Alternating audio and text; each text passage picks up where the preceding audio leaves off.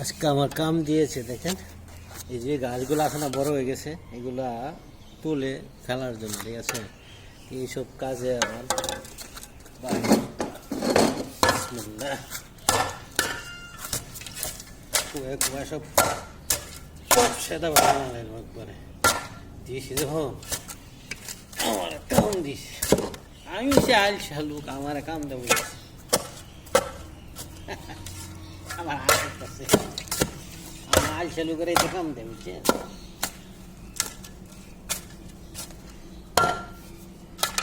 আইল চালু করে এতে কাম দিলে কি চলে? যারা কাম করে হেরানা দিব টাকা।